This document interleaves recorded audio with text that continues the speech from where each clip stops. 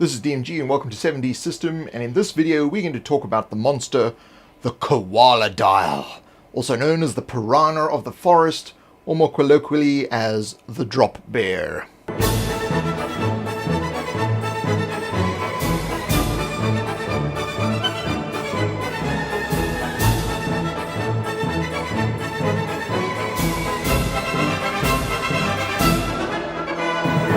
When the earliest explorers ventured into the hinterland of the remote island of Straya, they brought back more than treasures, they brought back tales of terror.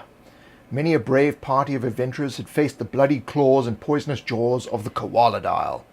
For some it is now more commonly known by its colloquial moniker, the drop bear, for others the piranha of the forest. If you go down to the woods today, you may be in for a little surprise, for if you find a spot of blood on your shoulder, or that sweet stench of death all around, you may have just stumbled into Koaladile territory. Then your only hope is to outrun your companions. A Koaladile is probably half crocodile, half koala. It is about the size of an average human, close in size to that of a halfling. It has a slightly elongated snout with powerful jaws and numerous teeth evolved to rip apart flesh. Its claws are long and very sharp, helping them quickly scale any tree. Its long tail is useful in helping it hang in trees and swim in water. There is still a lot of fur on the bodies, especially around the head and the ears, as well as on the limbs. The back, belly, and part of the head and face are scaled. The scales are very tough and act like a natural armor. As koaladiles are a hybrid of a reptile and a marsupial mammal, it is thought that magical experiments led to an unfortunate accident in a time before the current age. Early expeditions by adventurers to the koaladile's original island home saw many of the creatures captured at great expense and returned to the continents. It was thought they may have made excellent guard animals in castles of the numerous kingdoms. However, it was soon discovered that these creatures are inherently untrainable and will be forever wild. Some have speculated that it is in their magical past that their ferocious nature and their propensity to fly into a rage that will ultimately lead them to being released into the wilds. It was thought they would die out over time. Over the centuries, the koaladiles thrived in their new environment. While not being a common feature of most forests, they do make those who travel through them a little uneasy. Koaladiles favor dense forests or jungles, but some have been found in mangrove swamps. They live in tall trees and use them to command their territory. They're equally at home in bodies of still water. Their preference is for trees, though. They do not exist in colder climates, but rather temperate and tropical ones. They will not venture up any mountains, so they prefer the low-lying valleys or hills.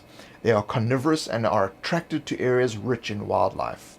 The spots that are most likely to contain koaladiles are in trees surrounding a pond within a forest, and where animals are attracted to watering holes, making ideal hunting grounds for a small pack of these creatures. Families of koaladiles will tend to number up to 10, but a solitary koaladile is not unusual, especially a young male. The pack is ruled by an alpha male who fathers all the young with the females of the group. Young males are ejected from the pack when they are able to fend for themselves. These young males challenge older alphas of other packs. If they win, they take control, and if they lose, they become lower order members of the pack. Koaladiles lay leathery eggs that are bound into tree branches with grasses and twigs. These camouflage nests are very well guarded by the females. Females tend to dominate the food as well. They require a lot of food to regurgitate to the freshly hatched and growing young. Most of the young are reared up in the trees, however occasionally you might find some being raised in nearby ponds, probably harking back to an ancestral urge to be in the water. Females carry their young on their backs, the young gripping onto the fur around the mother's face. Females come and go as they choose. If they are unhappy with an alpha, they may leave with younger males or join another pack. Koaladiles are adept at setting simple ambushes. They will hang up in tree branches of trees, waiting for prey to venture into their territory. Almost all encounters should begin with the koaladiles dropping out of the trees. They will usually wait until all of the group are within the same area. When there are not a lot of trees, but a pond or a lake is in the area, the koaladiles may hide submerged in the water. waiting for the group to drink or come near the edge. While they will attack during the day, they are just as comfortable attacking at night. Their dark vision ability allows them to see perfectly well on even the darkest evening. They usually only attack for food or to protect their young. If they are well fed and have no young, they may be less likely to attack, or if they do, they are more likely to run away at the first sign of trouble. Koaladiles are immune to any ether-based magic, the magic of life and death. Any spells cast upon them or targeting them will not work. The Koaladile is renowned for its death roll, where it grips onto the prey and rolls it over and over and over again on the ground or in the nearby water. The speed of these death rolls dazes the prey and confuses them as to where they are while inflicting injuries. Koaladiles tend to use claw attacks only, but if they are cornered, they will use their poisonous bite, and if they are attacked from behind or surrounded, they will use their tails to attack or trip the enemies behind them. Koaladile poison creates a disorienting effect on the target. They become confused and stumble around. It does not cause any injury, but the effect renders the target unable to function properly. For the purposes of combat advantage, the target is considered out of their wits. The Koaladile uses the poison state to wait for other Koaladiles or to get away. They do not attack the same target after it is poisoned. The poison is only used in defense when the Koaladile feels trapped.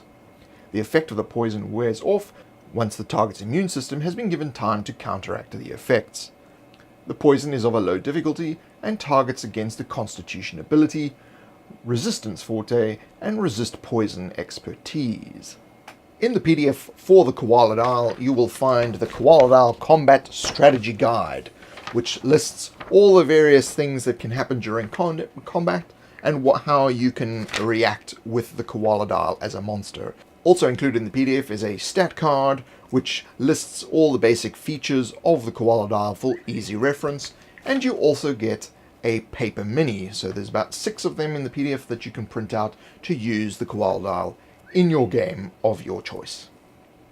Thank you for joining me. If you would like to support this channel, please check out patreon.com/70system. There's also the website 70system.com and the Facebook page. Thank you for joining me, and I'll see you in the next video when we talk about the rat.